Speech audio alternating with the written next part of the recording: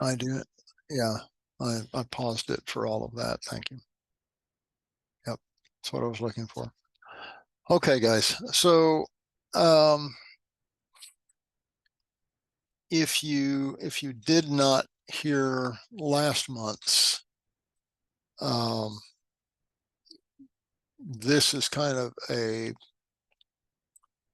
um, a next step, if you will. Do things kind of in sequence, maybe two, maybe three, maybe even four, or maybe a theme for a while on these live talks. It's deliberate in the order that they're in. And actually, the next two after this one are part of that phase of things uh, from July's live talk. So if you didn't listen to that, I strongly suggest that you do, and then pick up on these next several months, because it's all of a theme, it's all of a whole, if you will. It's all integrated together. I can only talk about one little tiny aspect deeply, and so we need to put several of these together, usually in sequence, to get the depth and the meaning of things, and the severity and the intensity of the importance of those subject matters. These aren't just random things that I think up. This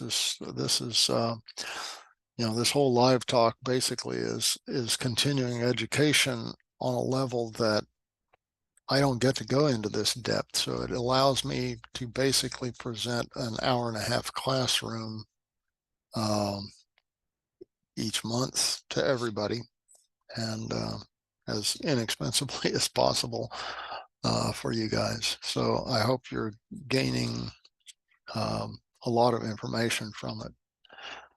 Because frankly, a lot is put into it besides the 50 years or so working with dogs. So, um, okay, so this subject, last month the theme was lessons from working with working dogs, and then before that it was what are the rules. Well, all these things kind of tie together. So what are the rules? What are the lessons from working dogs? Um, Working with working dogs. And then this, I could have almost taken the outline from last month's and simply changed a little bit of the focus on it and had this talk, but this is a different, I wanted to go a different direction with this. So um, those lessons are part of what this is. To me, a lot of these trainer um, sayings out there that have been out there for years and years and years have lost their meaning.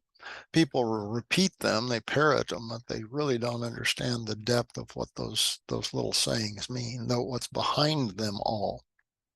And one of those that I hear all the time from people is, work with the dog in front of you. Well, if you don't understand what a dog is, if you don't understand all the depth of things behind that, that doesn't mean anything to anybody. Of course, you're going to work the dog in front of you.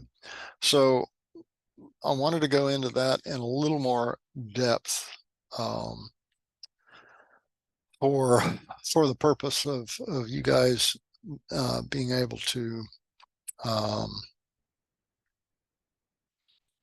to maybe pick up some elements, and those as a reminder, or hopefully there may be some new element, a new wrinkle, if you will. So let's jump into it. So in other words, to me, it's the saying has lost its meaning and is just one of those catchphrases that everybody uses. So let's go into depth on what that is. So what does that really mean? Well, you must see the dog in front of you for what it is, not what you want, not what the people who have the dog. You must see the dog for what it is, and emotion can't come into that.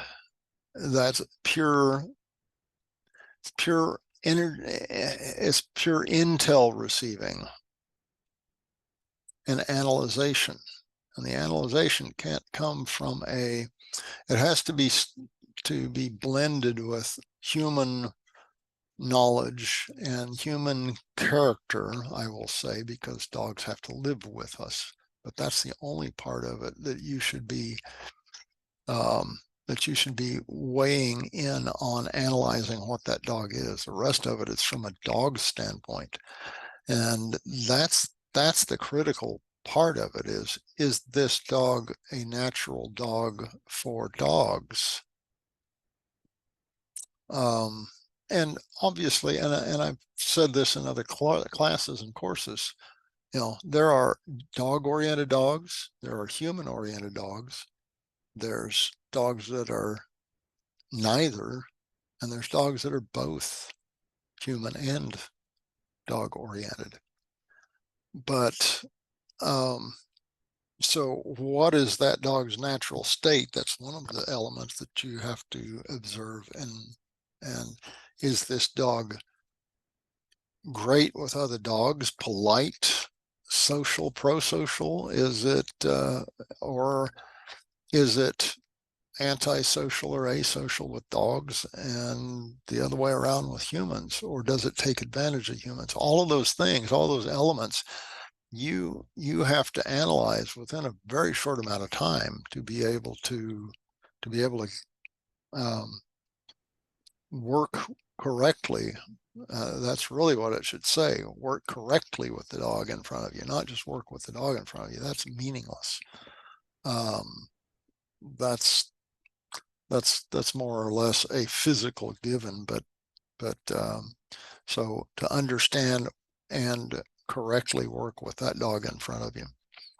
So let's dive a little bit into, and like I say, I'm a bit distracted. I apologize for that because of Bella's injury just 30-40 minutes ago. That had me really worried about her. But one of the things, so there's a whole list of things that we receive information from the dog that we're trying to analyze the dog, but this isn't necessarily analyzation. We have to receive information first. The dog's telling us what it is all the time. We're not trying to analyze it. We're trying to observe and receive information first, because you have to gather information before you start getting intel and then analyze it. That's the order it always goes in. And I think that's important for people. Don't judge before you get all of the information. And if you do judge, you'll probably be incorrect, because there are certain elements that, I hear trainers all the time. Well, I was surprised when the dog did this and this and this. Well, okay, you didn't observe or test or receive the information then before you made your decision about this dog. That's all that is. So, the surprise on your part is either not having enough information, the time or whatever else, or you didn't wait to judge the dog. Kind of like what humans do with each other. So,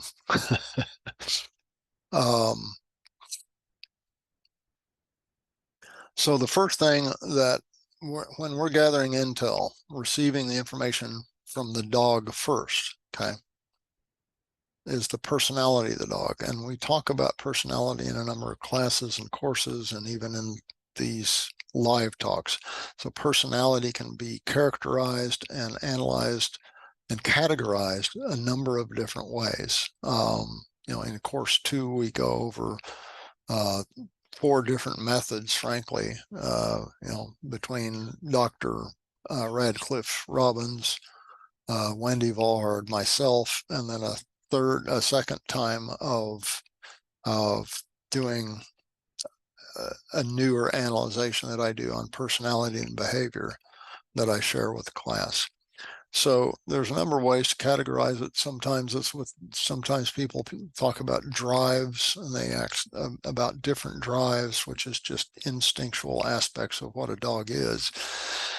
But there's a lot more information to gather than just the drives of the dog, because dogs are not always in a drive.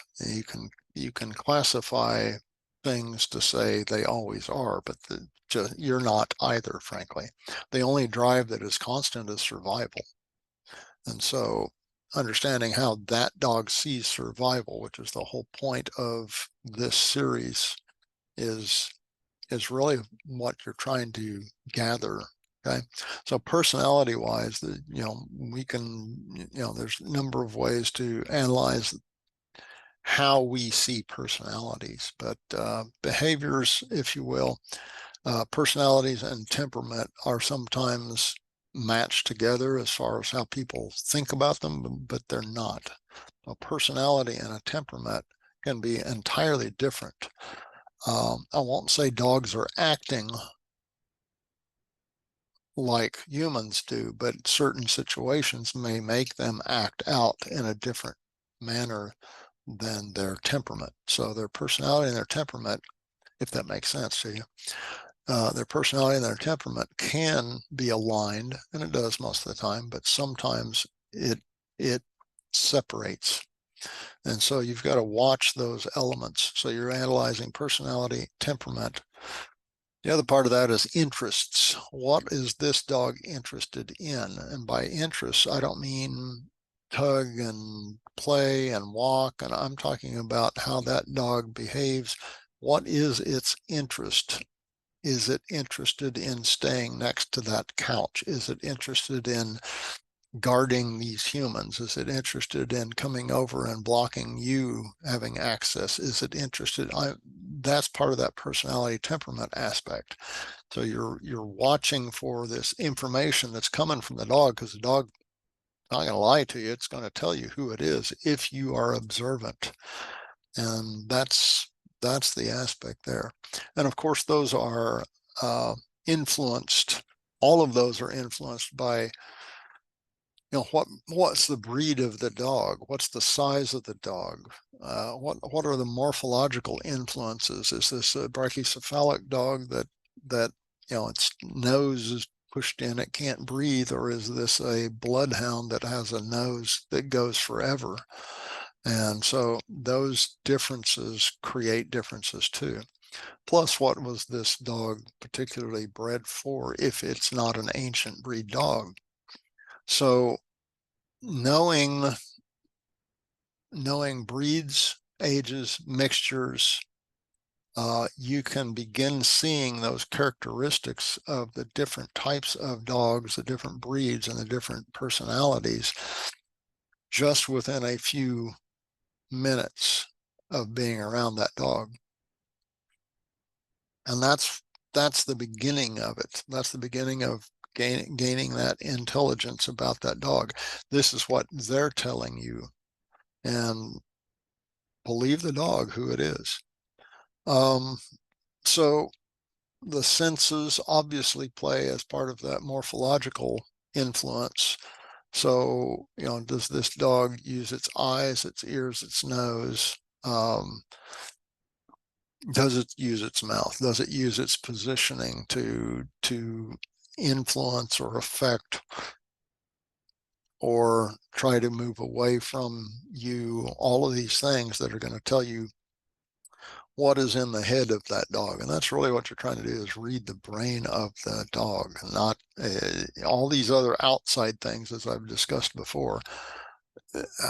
What a dog does the decision has already been made in the mind. You've got to get ahead of that by understanding dogs deeply, as deeply as you can, and see into the brain of that dog before it makes the decision. How do you do that? Well, you have to be aware of what influences that dog. That's why you're looking for it. That means the environment, you, position, movement, day, night, all of these different things that dog has to receive, interpret, and it influences its behaviors or what that dog is, what it's presenting. So, okay. So we've got personality, temperament, the interests within those things. We've got morphological influences. In other words, what is that dog? What size? All those things.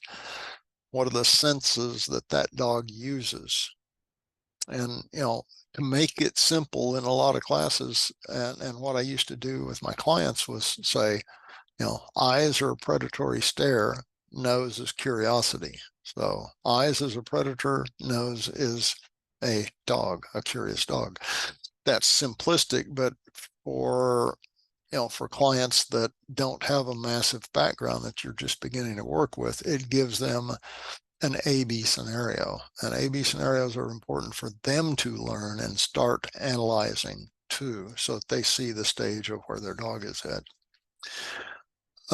So learning abilities, that's a massive, massive area that I'm not sure how many people even talk about. But by that, I mean learning abilities in what is the capability of this dog in that moment to learn something.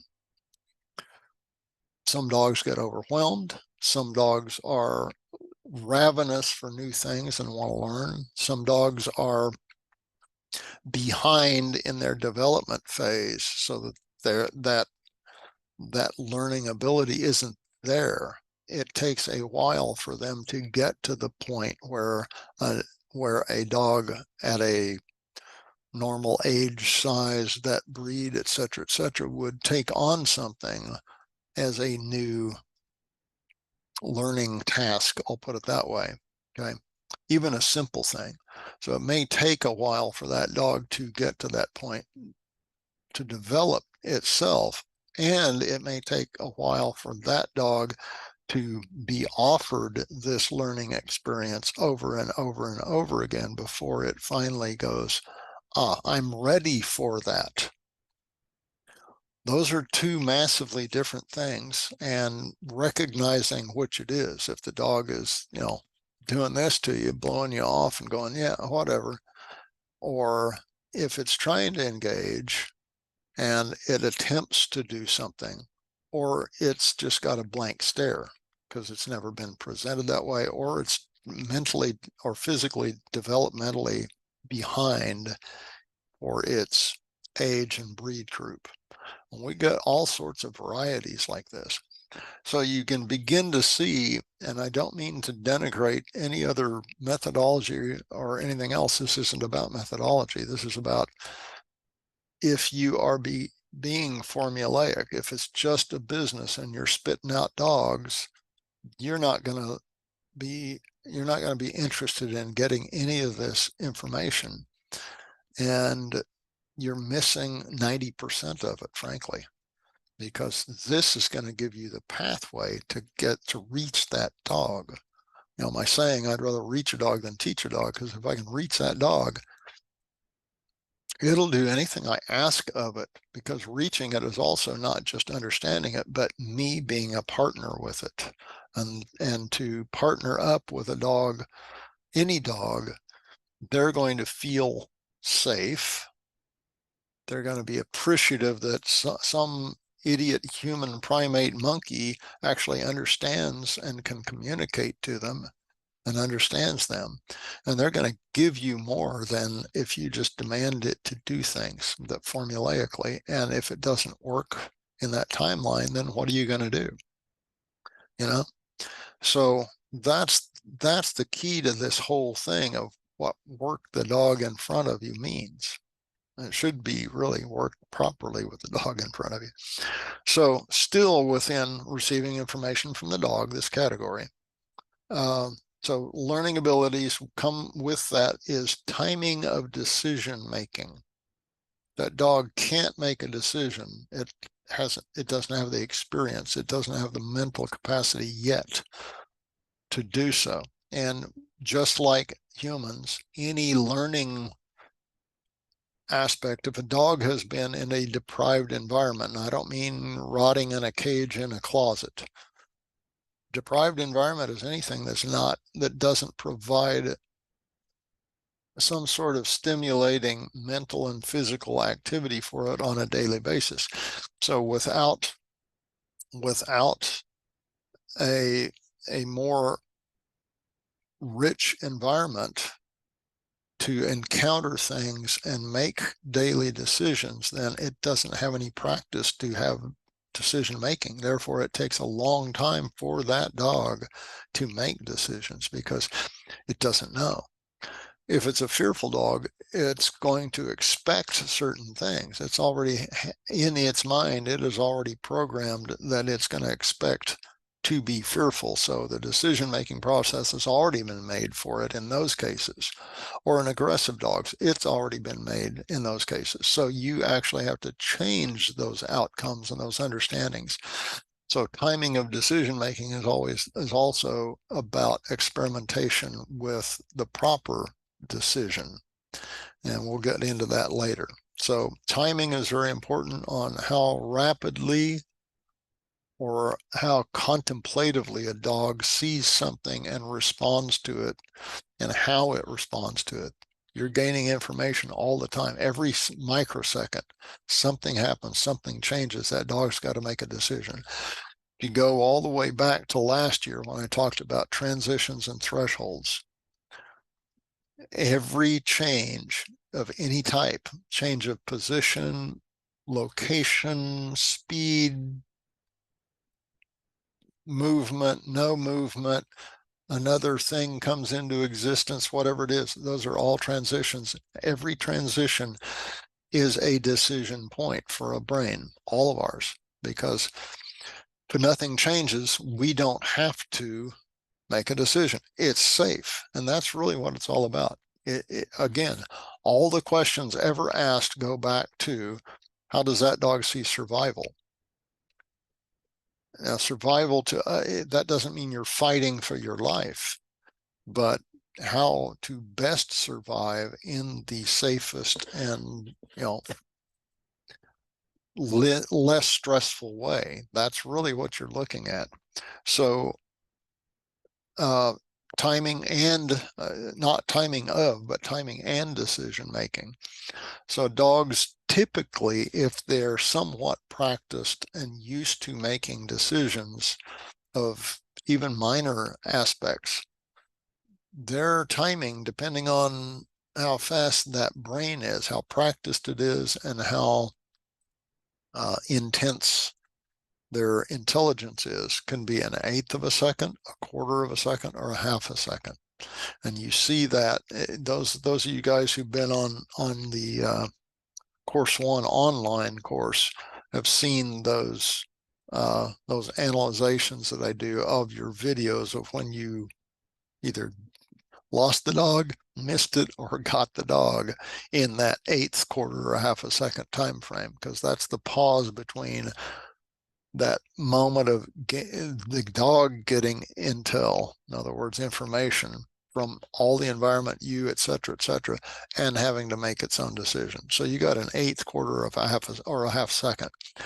So how do you begin? Well, we'll talk about that in a minute, because you're trying to gather this information from the dog, and you can gather this all quickly when you've practiced it, so that you can begin influencing that dog for a better outcome. In other words, I talk about becoming dog-like to begin with. So in other words, you see the environment the same way they do. So you respond, but you don't necessarily respond in like kind, but the dog recognizes you're actually aware of the environment rather than completely clueless, which most humans are, because we live in that human-dominated world. So we expect everything to just stay normal. We know the outcome that's going to happen. Dogs don't. And so if you ignore it constantly, the dog thinks you're a total idiot and don't have any idea what the environment is. So they cannot follow you. They cannot trust you.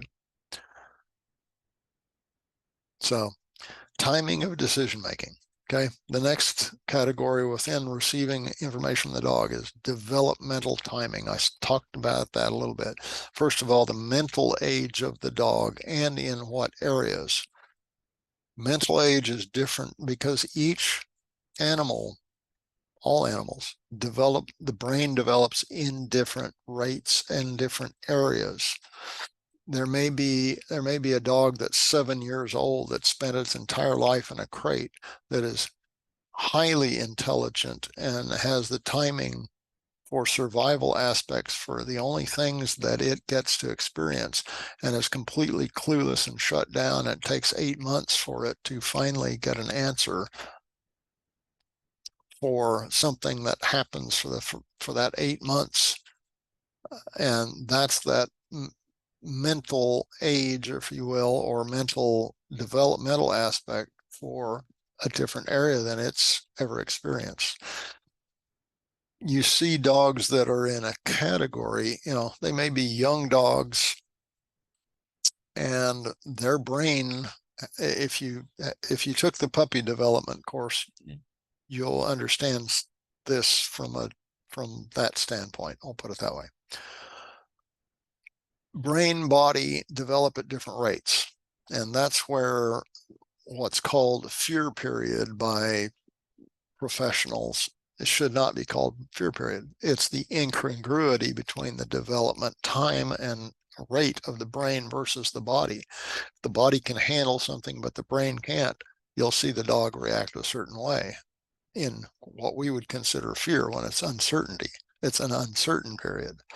If the brain is ahead of the body can't do the things the brain knows it's capable of, then there's also an uncertainty. So those periods happen. Well, through even older dogs, up to 3, 4, 5 years of age, without the right experiences and the right influences, so a little bit of deprived aspects in certain areas, that brain, even the body can't develop if it's not practiced at things.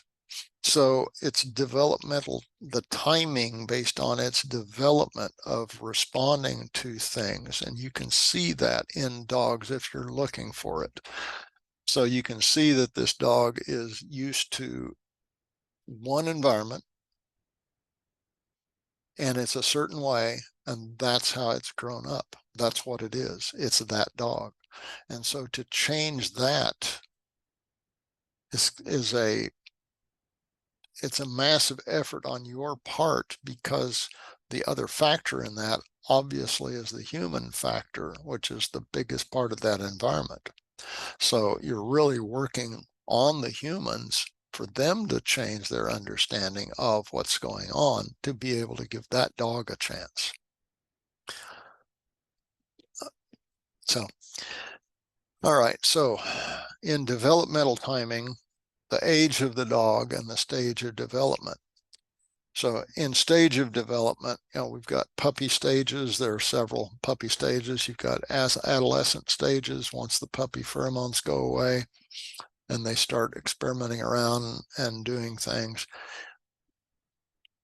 Depending on the environment that they live in and what goes on, those could be very detrimental in their development. And a lot of dogs, especially, pet dogs these days, they live in more deprived type of environments, frankly. Young adults, they start puffing up and experimenting, and then they get to the full maturity, and that's what they are at that point, unless you change something massively. Then you have seniors, and then even we'll call them aged or elders. So those stages of development, can you change a dog at any stage in life? And the answer is absolutely you can. You put any animal in a different environment, it has to change to survive that new environment. So our influence of the human, which is in control of all these other things that they don't realize and should be in control of themselves, our working with that human to change how they are changes that dog, regardless of its age. Okay, period. So what we've done is we've received information from the dog, and these are just a few of the categories that we look at: personality, interest, temperament, morphological influences, senses, learning abilities, timing of decision making, developmental timing. What's the mental age of that dog? And it's different in different areas, meaning experiences and behaviors, which includes what's the age of the dog, the stage of development, and then natural survival roles and understandings of that particular dog. Okay. So now the second area that we're going to receive information from is all the other sources. First one is owner. What's the behavior of the owner? First of all, well, we'll get to that. So what is the behavior of the owner? And by talking to them, observing them, you can see if they're calm, composed, nervous, a weak personality, and by weak I mean from a dog's standpoint, a harsh personality, a dominant, or a nurturer. All of those things we can analyze fairly quickly by just talking and observing that person. And all it takes is really one interaction with their dog to see and analyze what the issues are, frankly, because people will use, especially when you are around as a trainer, when other people are around, they get emotional because they get embarrassed if the dog does something they don't want the dog to present to other people, or so they use all these typical emotional human harshness or apologetics or all these other things when the dog's just being a dog in its environment. So you're going to gain a lot from the owner on the behavior of the owner itself, the owner's story, in other words, their beliefs about the dog, which is, I've never found one client ever that actually had the real story of the dog, of what that dog was. And that's sad, but that's the human condition. The owner's engagement methods. And guys, I will share this outline. I just want to talk to you about this. I just typed this up this afternoon so that I could remember what order I wanted to go in, frankly. So I'll have Angela share this with you guys. The owner's engagement methods. What does that mean? Well, what are they trying to do with, for, and at the dog, or to the dog? And those methods usually come, as we know, off the internet and from their friends. And that's a mishmash of probably 90% incorrect things anyway. So then the owner's influence areas. Remember in classes, and I've said this here before too, what's important to a dog is here, and what's important to a human is here, and that overlaps that much. So what are the, within that area that the human even understands, what are the owner's active, that should really be broken down two ways.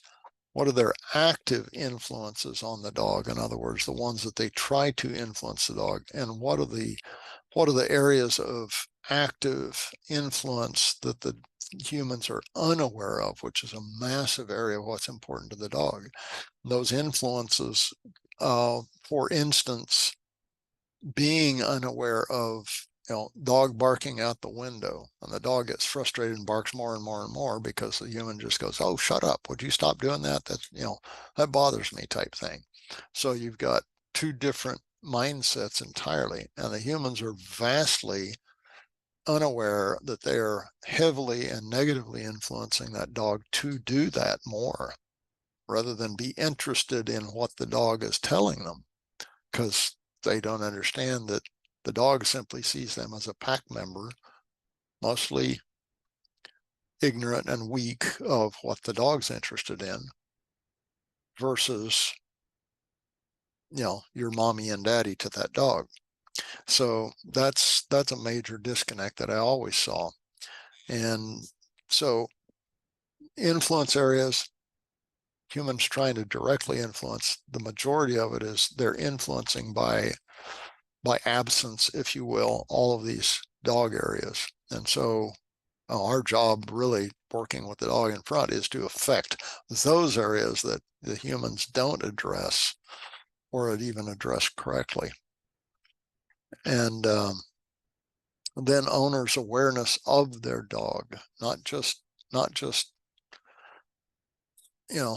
it's a border collie and it likes to herd and all those things. I'm talking about all of the aspects of awareness.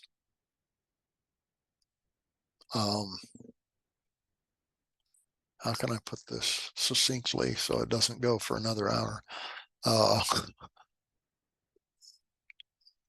Just presence of mind, where their dog is, what it's doing, how it's behaving, all of those things. And that's our job as professionals, to learn that over time. And then it's also our job to point out to that human, to notice this and this and this. Tell you a little story. I'll go off on a sideline. I know I don't, we're about halfway through. Well, time-wise anyway. I used to teach race driving to race drivers and create instructors and basically help current instructors become better instructors and drivers. And so I'd be sitting in the right seat, meaning the passenger seat, and they're driving around and we're talking about this whole experience, what they're doing, what's coming up, all of those things, and then analyzing as we're going. And one of the things I would do every once in a while is simply put my hand over the rearview mirror and say, who's behind us? And it wasn't to make them, of course, they always look at where your hand is, and then they'd have to look at the side view mirror to see if there's anybody at all. Didn't matter if anybody was behind us or not, or how close or anything else. It was that they were unaware of it. So just that simple act of pointing that out to them a few times, in 30 minutes, you might do it twice, and that's all that's necessary. And now they're looking back because you've reminded them that's part of their environment. That's their safety. It has nothing to do with winning. It has to do with where are you in this moving and static environment. And that's one of the things that you want to do with clients and with the dog is to influence, to point out, hey, did you notice this? Okay. So your job is to notice all of it. That's what working with the dog in front of you means. So now, so those are some of the elements within the receiving information from the owner. You're observing, you listen to them, you hear their story, their side of things, and the dog tells you the reality.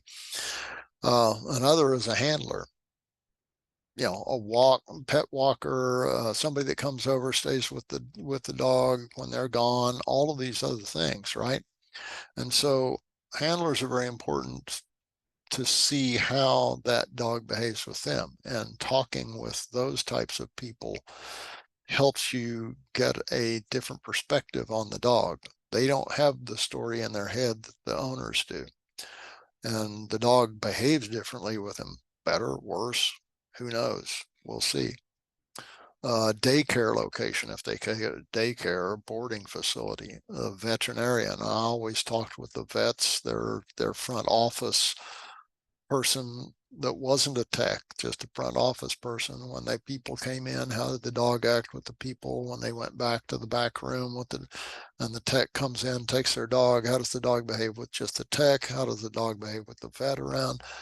All of those things, because you're trying to gain information. So that's gathering intel before you ever meet the enemy, so to speak. Okay. And you have those um, aspects available to you. You need to take advantage of them. And I don't mean to be lecturing you, but that's you're leaving a lot on the table, not knowing about how this dog is with others in different environments too. Because that'll help you analyze that dog and get down the line a lot faster with that dog. Okay, because now you've got more information to figure out where that dog needs to go next. What are the next steps? Okay, what's the pathway? Which again, I go back to last month's talking about the path forward. What is that aspect for that dog? Where do you need to take that dog? And this is the front part of it, frankly, the working with the dog in front of you. You got to understand that dog. Okay, so now let's talk about, so those are just gathering information. All of that's gathering information on your part.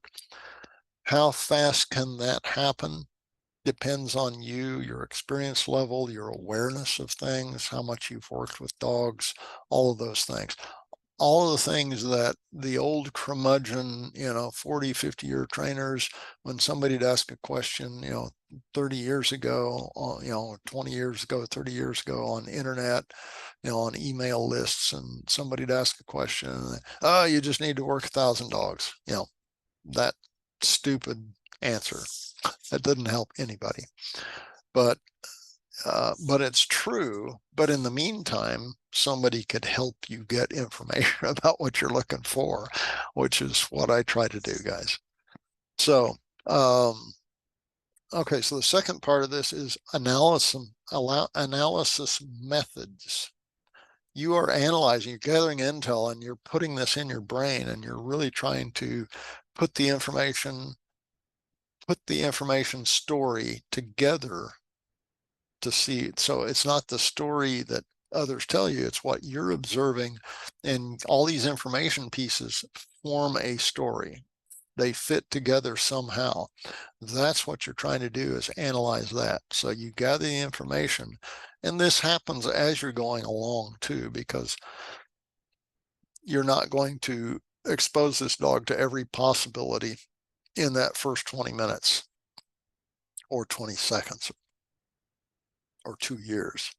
So you're still going to, but you're gonna have a good idea. Now this other piece of information comes from a new experience, and you go, that makes sense with this and this and this and this.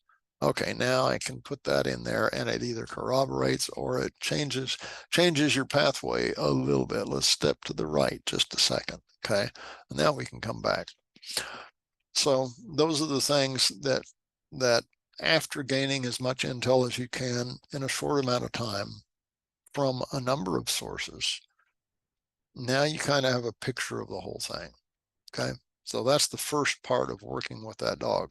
We're not working with it yet, we really are, but so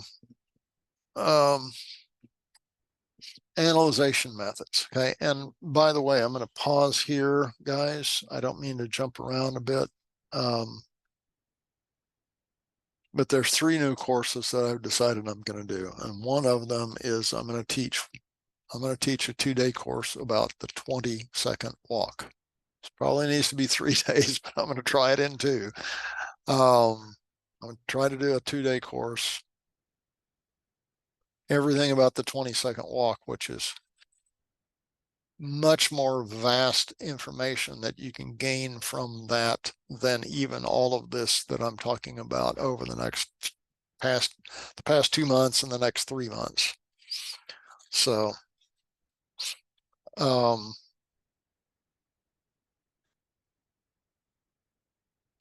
anyway, we're going to talk about a couple of those things. There are thousands of things that you can test in that first 20 seconds. being with the dog. And it's not just about the first 20 seconds. It's from then through the lifetime of you and that dog, period. That's the attitude you should have. That's the intent you should have, is you're always in the 20-second walk. You're always studying.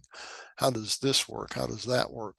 Where, because you're never, ever, ever in the exact same situation or location, ever. Okay. And I go back to, for instance, race driving. Once again, instructing, I'm telling my race drivers, that is a new corner. I don't care how many years you've been on this track, how many thousands of times you've been around it. Every time that's a brand new corner, because the wind kicked up 1 mile per hour and changed direction slightly.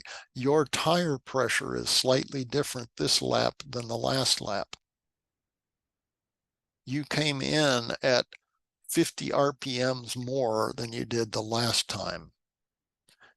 Your angle change of how rapidly you turn that steering wheel is different this time than last time. Every single time it's a different corner. It's never the same. It's the same thing with all of these elements of working the 20-second walk. The 20-second walk is about, how much information can you get in 20 seconds? Because that first 20 seconds gives you both the positive and the negative of what that dog understands and agrees with and what it disagrees with, and a communication that you can start. So one major element is placement and positioning.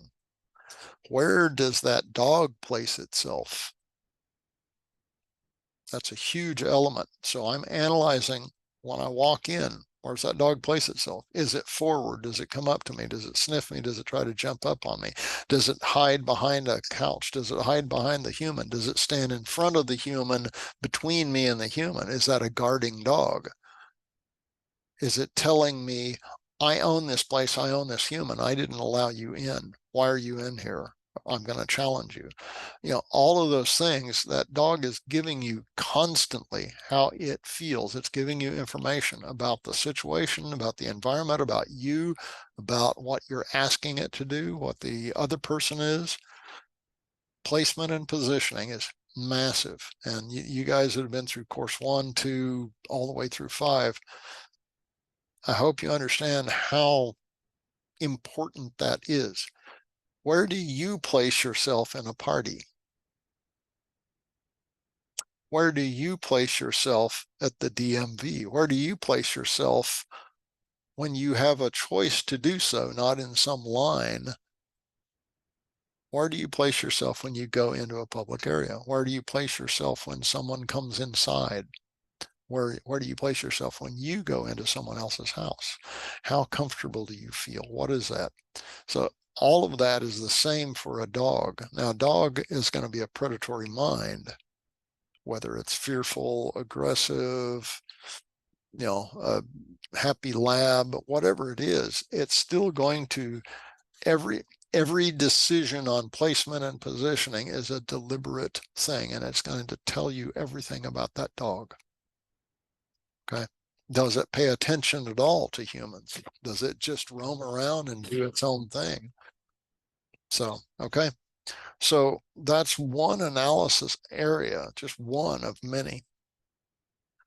Proper etiquette for a dog of its type and age is another huge area. I say proper etiquette. I'll just say etiquette to begin with.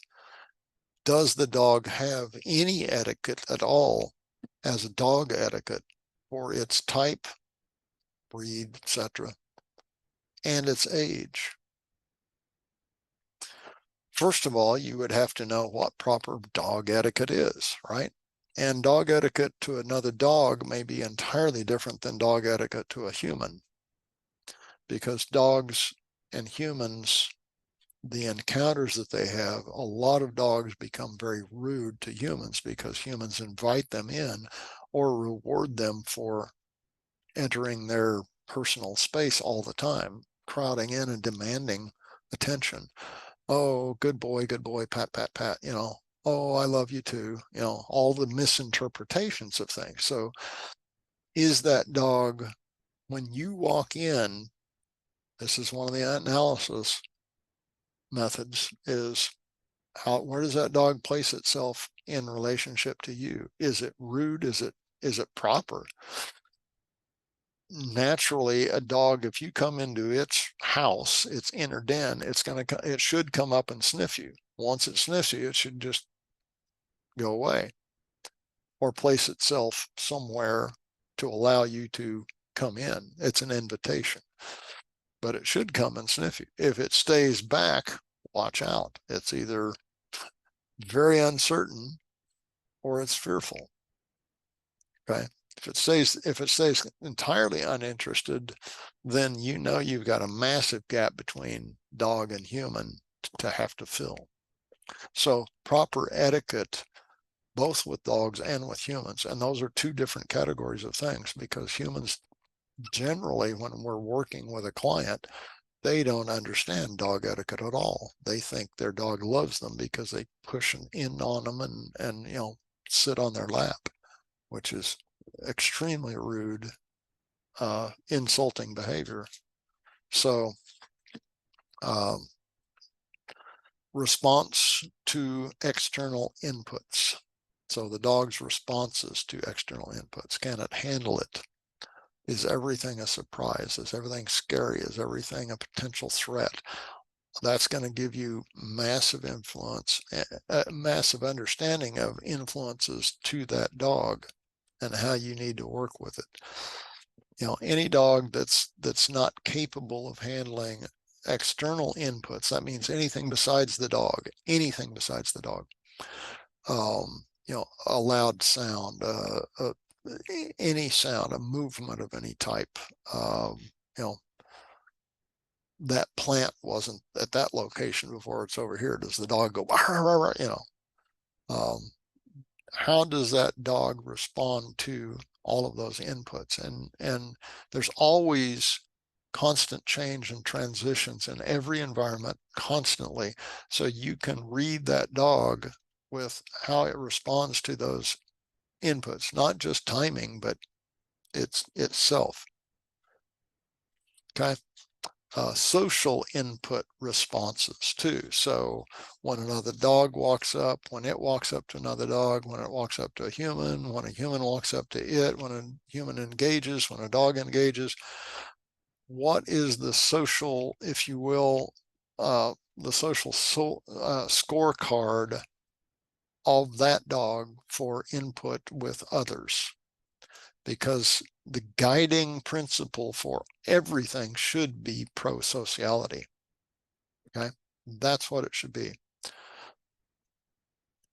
I'm going to say that again. Your guiding input, your guiding overarching thing should be understanding pro-sociality and working towards that, because that's really all the things that people want is pro-social dog, right?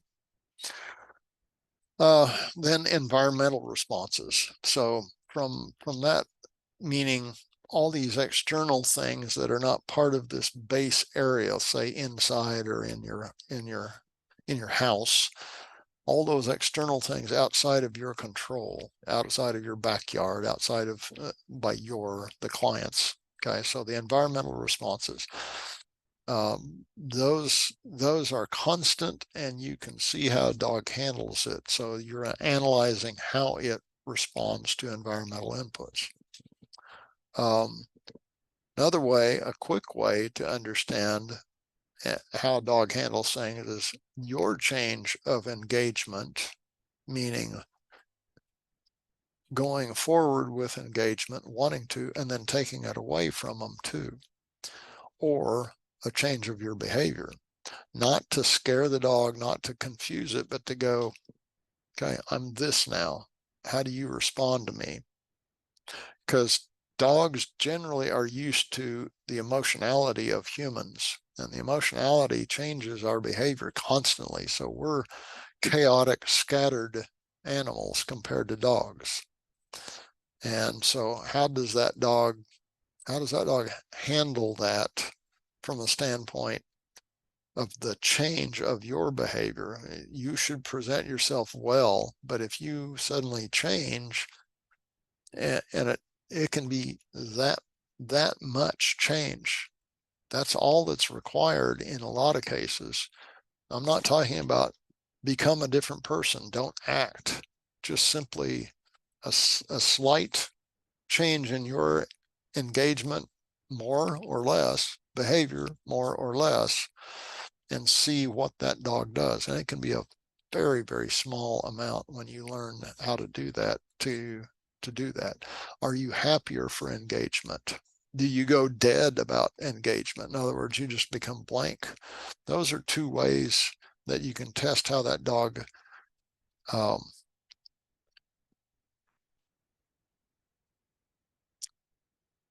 feels or behaves or is capable of handling, or the timing, or all those other things we did in that first segment.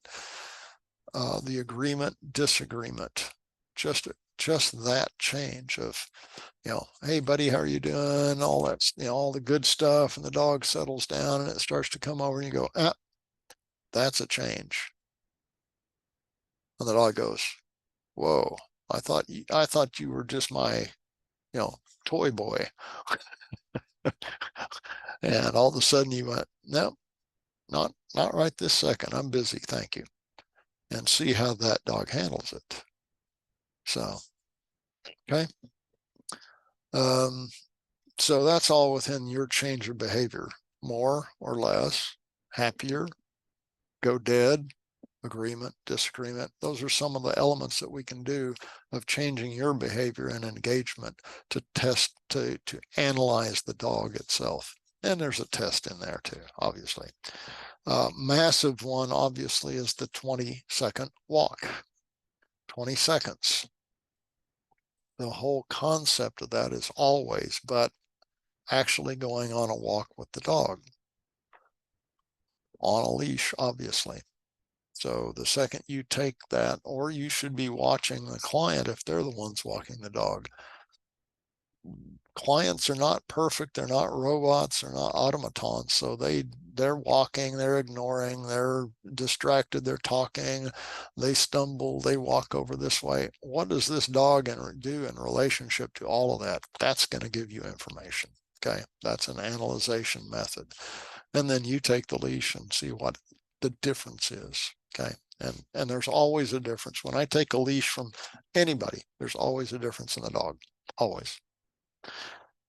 Nose engagement, actually asking the dog to use its nose. Hey, buddy, over here, sniff this, and see how that works. So you're analyzing, does that dog trust enough? Is it interested enough in what you have to say, even as a new person to it? All of these things. If you're inviting a dog to sniff and you're sniffing and you're pointing to it, tap, tap, tap, like this, if that dog doesn't come over, okay, there's no trust there. First of all, probably has never encountered that from a human before. So it's shocking to them. And they go, well, wait a minute. I didn't think humans had noses. So, or at least uses them. So, being able to get it to engage a dog even a little bit, a couple of times, do that. That's part of that engagement of, I recognize you're a dog and this is important to you. And that's a first step of, in a massive way, to analyze who and what that dog is, what trust level it has, what understanding it has of humans, and what, frankly, how magnanimous that dog is to other humans that don't behave like their normal environment. Obviously, environmental agility, that helps us analyze its physical capabilities, but also the mental aspect of trusting itself. Huge. If a dog can't trust itself to do basic things, climb up on this, jump over this little thing, etc., etc., it's never encountered that. It's like someone who never rode a bike and thinks that they're going to kill themselves if they ride a bike.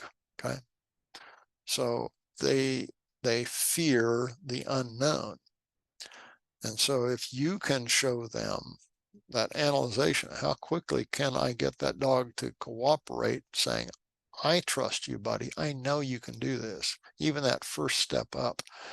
And then, that happiness for them that they accomplished it. Then they give you more. And then you'll see exactly where their limits are.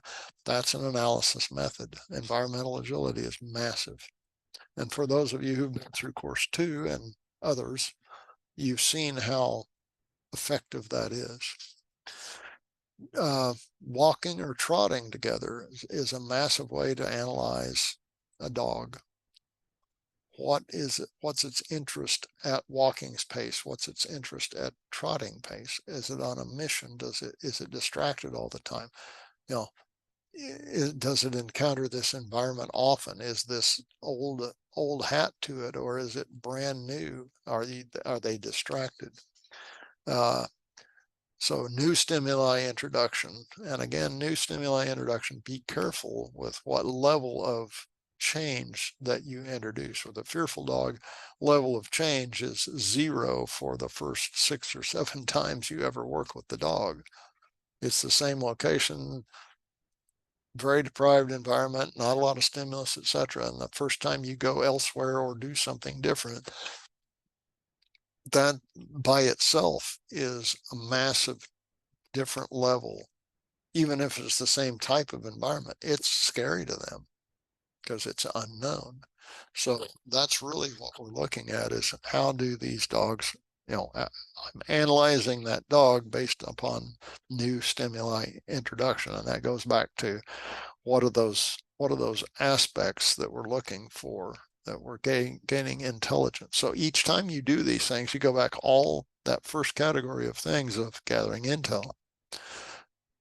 What's the response time? How does that dog respond? All of these things that go on each one of these elements. Okay.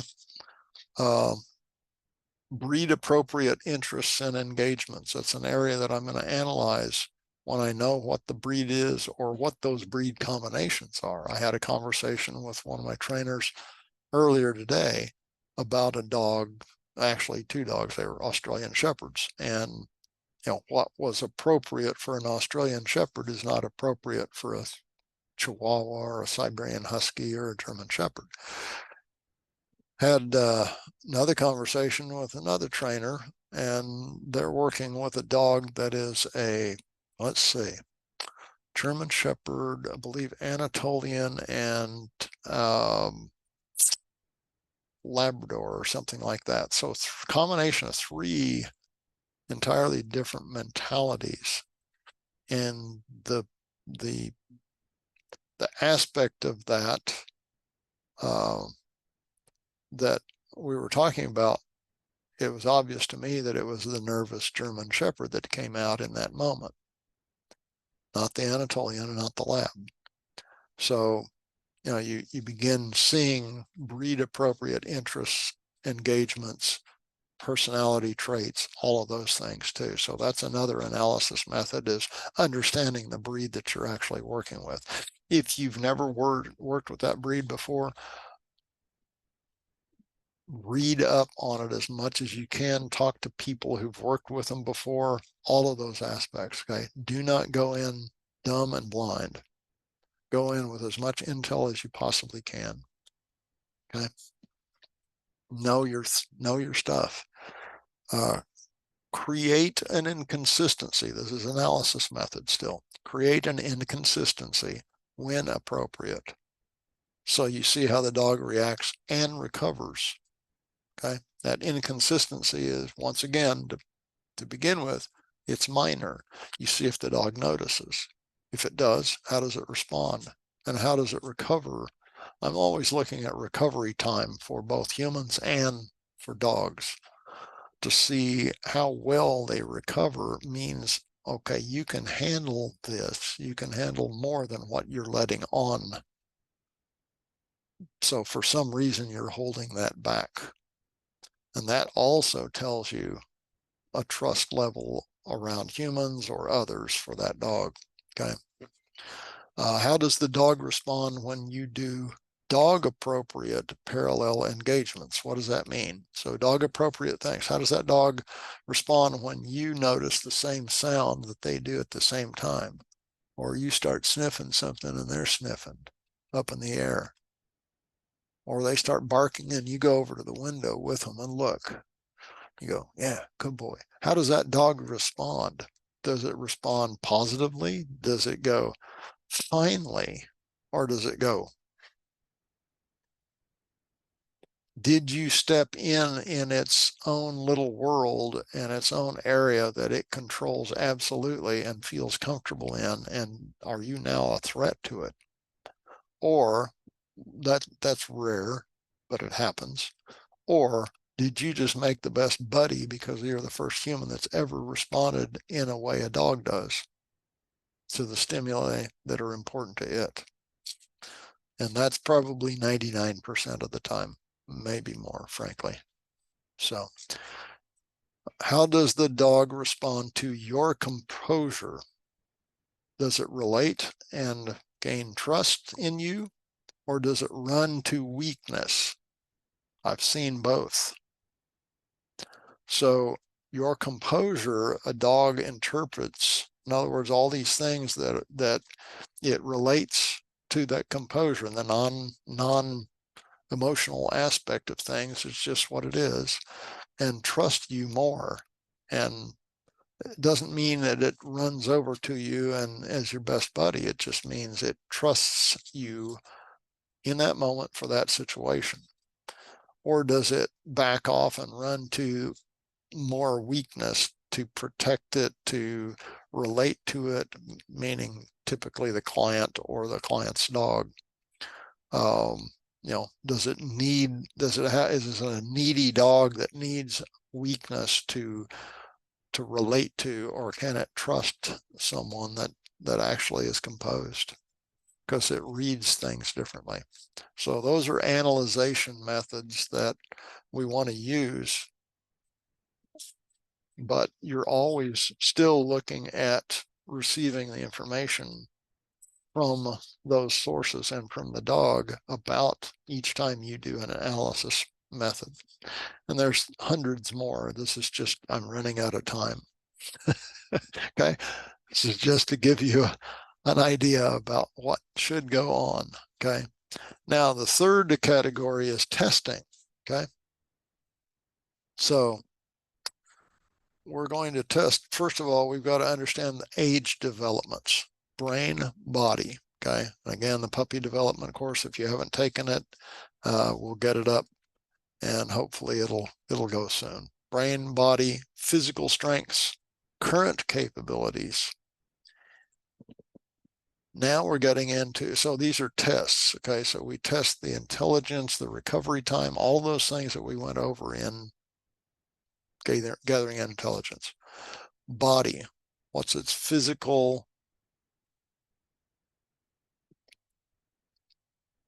potentials, capabilities based on its breed, its size, its age, all of those things. Okay. So body is important. Physical strengths. Okay. Some dogs can barely walk on their hindquarters because their legs are so weak, and honestly, those of you guys who've been through course 2, you see within 7 days you get a dog that barely has any muscles in its hindquarters and now has rippling muscles, depending on how you do it and what you do. Okay. And that's engaging with the dog and having it become your partner. What are the current capabilities? So you're testing current capabilities. What are indications of self-given behaviors? Very important one. Indications of self-given behaviors. Those are tests that you do. And by doing the analyses methods and then trying to gather the intel about what that is, you're going to get those self-given behaviors. And those are the ones we want to work with because the dog already agrees with them, guys. You're capturing behaviors. So you agree with the ones that you want to expand, and you disagree with the ones that you want to compress. Very simple. Not. So, and then taught behaviors and actions, and you test those too. How well have they been taught? In other words, you're proofing behaviors at that time. You're not proofing training. You're not proofing a single individual thing of, I taught this dog to sit, stay down, place in this environment over these 3 weeks of time, and see, it performs beautifully. Okay, have you ever done that outside of your building? So in other words, you're just performing, you're not proofing. So proofing is seeing self-given as well as taught behaviors and actions in all situations, and reminding. So that's what you're testing in those. Okay. So I'll wrap this one up today by saying you should be working toward a symbiotic working relationship. Always, always. It should be symbiotic. You're not an overlord to the dog to crush the dog and form it into what a human wants. You're there to help the human understand what a dog is, so that they can have a deeper relationship. And you should be working towards the symbiotic relationship with your clients and that dog. There are areas that mistakes are made and misinterpretations by you and the dog. And one of them is assuming too much, both of the dog and of your status and relationship with that dog. That's why these elements that I've talked about, and I will give you this outline so that you have at least a guideline. These elements that I've talked about are important for you to constantly redo, retest, reanalyze, etc. Every time you encounter a dog, every time, I mean, Bosch and I are literally partners in survival. And he's been brought up literally in my presence all the time. He's with me almost 24/7. And so we have an understanding and a relationship, but I never assume anything of him. When I did, the one time I did, I assumed I was taking care of him and he was actually taking care of me. And that changed everything for me with him. And I've been more respectful because he wasn't a puppy anymore. He was a full-fledged partner adult with me.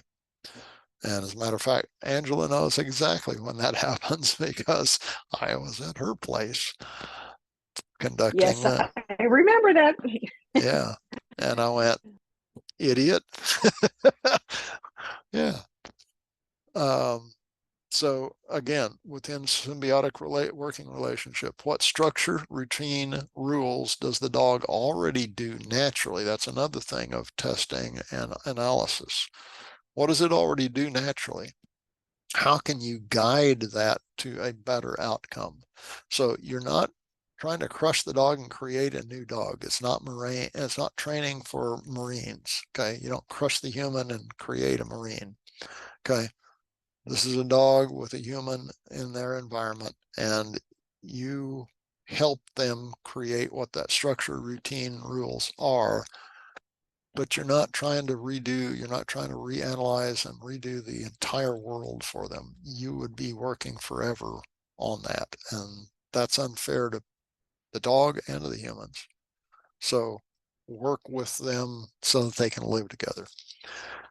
Behave in a way that the dog is a survival partner. That's symbiotic. Okay. You're partners together. And that's the way I approach every dog. I'm not an overlord. I'm not a superior being. We're just trying to figure each other out. Okay. Watch for the maturation points and signals. That's very important because that's where a lot of trainers make mistakes, is they don't watch for those. They've got their agenda and they're going to put on the dog these things because that's what they tell their people to expect. Sit, stay down, place, come, leave it. All of those little command things, instead of watch for the dog to mature and give it its due. it will appreciate it. It will return in kind, frankly, because you're gaining trust. It's gaining trust in you and the humans. It understands. If it starts giving you those things, it understands that that's better for it and for its life that way. And that's what you're trying to create. Okay. So I'm going to cut myself off there. I did get to the end of the outline, so just so you don't think I didn't finish. But there's always 1,000 feet deep more. We've gotten a foot deep on all of these things. But this is all related to the last two and the next two, and all the other ones, obviously. So next CHRA talk is September 25th, Wednesday, 7 p.m. And it's about human bias. We'll talk about human bias. And it runs in this category of things. So, and then the one after that is dog bias. And understanding those from that standpoint will hopefully help you guys. So I hope this was somewhat helpful and interesting. Again, yeah, we've got the next one on September 25th. It's a little bit of time because we've got a conference and a class between now and then, so we've got to fit in all of those things. There will be a second aggressive dog follow-up course for those of you who took the aggressive dog course. For those of you who haven't, I believe it's recorded and online. Is it not, Angela? That is correct. Okay, so it is online. So that's and we will attach some information, outline information, and other stuff that we put on Telegram site for that, I believe, about some information to that recording if you're interested in that. But and as I explained on a conversation this morning with one of the trainers that went through that, they were asking, well, why didn't you cover this and this and this? And I said, well, because that's a long subject. I could teach for years, and so I had to pick a base element of things to at least have an understanding. And it's deeper than just base element, but and we didn't go into different categories of types of dogs because each one of those is different too. It would literally take years for you guys to, you would have had to gone with me to every client, about 40% of them over, 50 years of time. So I have to try to create a succinct aspect to it and categorize it so that it's helpful to you guys. So hope you understand that. So we'll do that. I will be doing that second aggressive dog. I'm doing the 20-second walk, and another course that I'm thinking about doing is a 2-day course just for clients, not for trainers. And your clients. And I'm not trying to steal your clients. I'm trying to add to and help. So if anybody wants to give me feedback on if that's a possibility for you guys, I would appreciate that. I don't want to step on anybody's toes. I don't want to say you're incapable. It's just areas that I think I can probably, as a quote unquote expert, whatever that means, and a different person saying and teaching similar things, it reinforces, I've found over the years, it reinforces that aspect when you hear this similar things from different people, you believe it better. So anyway, so I'll leave it with you guys on that. Tiffany, I saw you posted a few things. Is there anything that you wanted to say at this point? I honestly don't remember what the other one was because I was having issues with my internet, so I've only got my very last Ah, question. okay. Do you know if there's an estimated time frame when the puppy development course will go back up? No, it's about the server. I've got to have a server built. I thought the computers that I had would be adequate, but that's not. So I would suspect that now that we have a good I've got a good idea about the two software types, and it's going to have to be a Linux system for what we want. And there's a software that we have to use, and then there's a lot of development between it and the website. So it's we're going to take over our own content instead of being on the cloud or on my Nice. laptop or on Perfect. multi-terabyte thing. So we'll have our own server, and that way we can start putting a lot more content and that type of thing out there, because it's too large, it's too long to go on the cloud and gain access to it. It's just we can't. So that's why it hasn't been up. So I'm hoping that by early next year we'll have that and a bunch of other things up too. Okay. Cool. That, Thank you. that's my goal this time. But other people are involved. So okay. Cool. Thank you. Thanks. Okay. Yes. Anybody else? Sorry. Thank you. Thanks, Angela. Thanks, Yeah, guys. Appreciate you. All right. Hopefully that was worth your time. definitely. All right. Let's see. There we go. Okay. Next time.